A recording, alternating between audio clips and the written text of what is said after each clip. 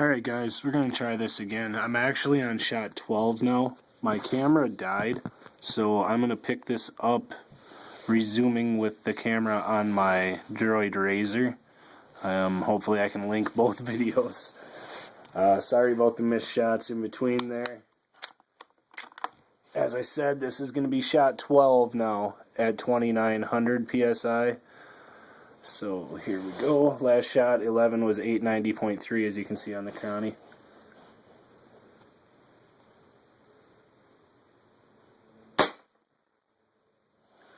$892.6.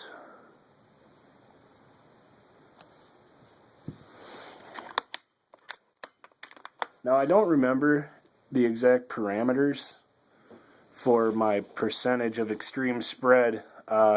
I know my overall was a 1.8%, and I had a good 12 to 14 shots, if I recall, in the 1% range. But as I said, it's proven to be a real tight tune so far.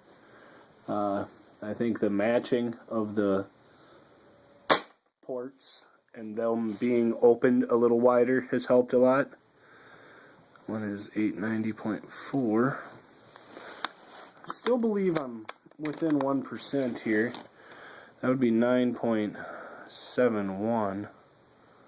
I think my peak was 897.1. So 9.71 should be the 1% range, which would drop me down to roughly 888, 889 range. So yeah, that shot right there was still actually within 1%, and this is shot 14 now.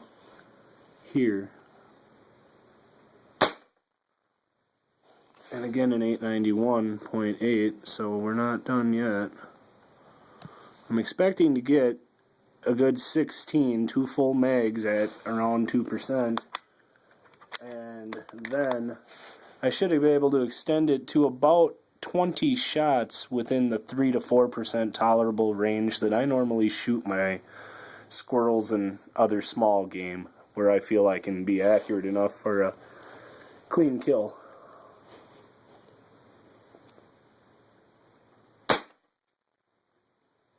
$886.0 for shot 15, and that's going to drop us down into the 2% range for extreme spread. So, you know, I guess the party's over on that little streak that we had. Shot 16, the final of my 2 mag requirement, is going to be shot at roughly 2500 PSI. Write that down here for my notes. So yeah, shot 16, about 2500 PSI.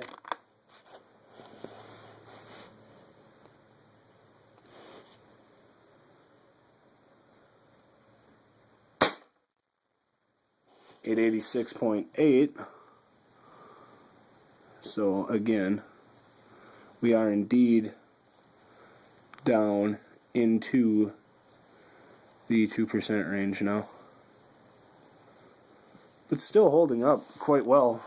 Let's see, I have sitting next to me 3 more Barracudas before I have to open a new tin, and I do have one JSB King here that I was expecting to shoot just to, you know, see roughly what speed they're flying at. So I'm going to do that right now while I'm still at a decent speed. This is the end of my 2 mags that I was after.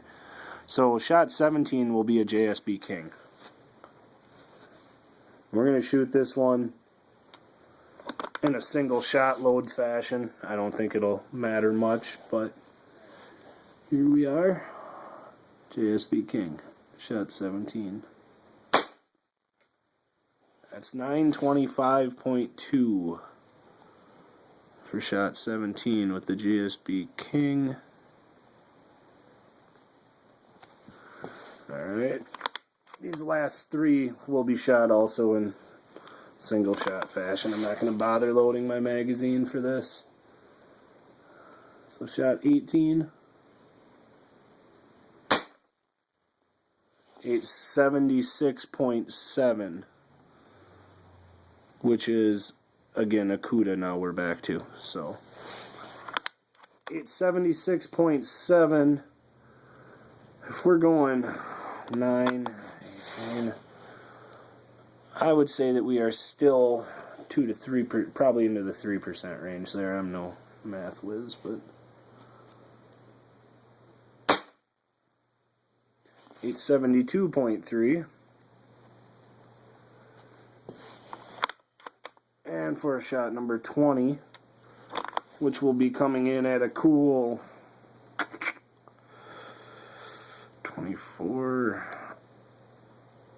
2400 psi, we'll call it, in that range.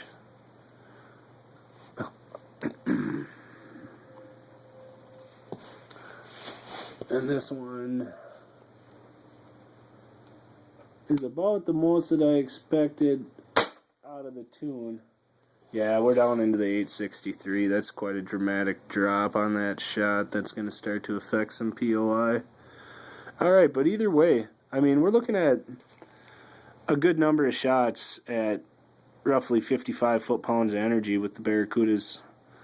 They group rather well for me. I'm not sure how the Kings are going to handle up at that speed. I've had mixed results, so see how that goes, because the Kings are typically my most accurate pellet, as it is for most of us.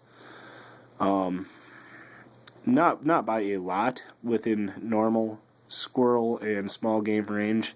I can definitely get by with the CUDAs.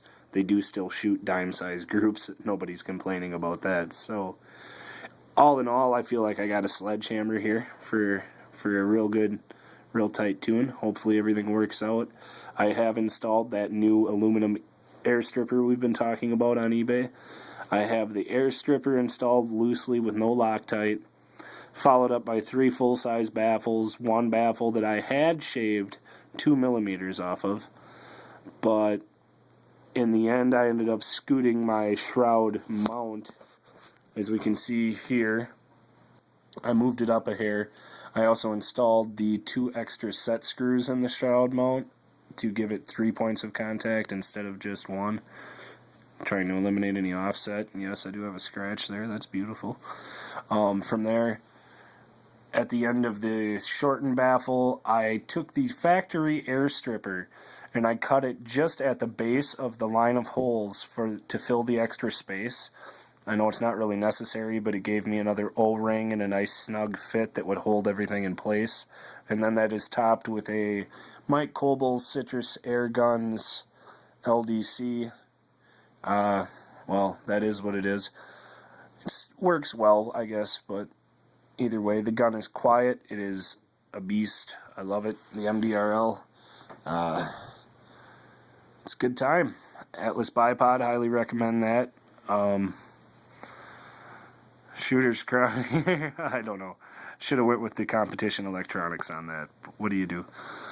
Anyway, guys, first video I've really done on the forum, and I just also received, shoot, I can't believe I forgot to mention here since I've got it in front of me.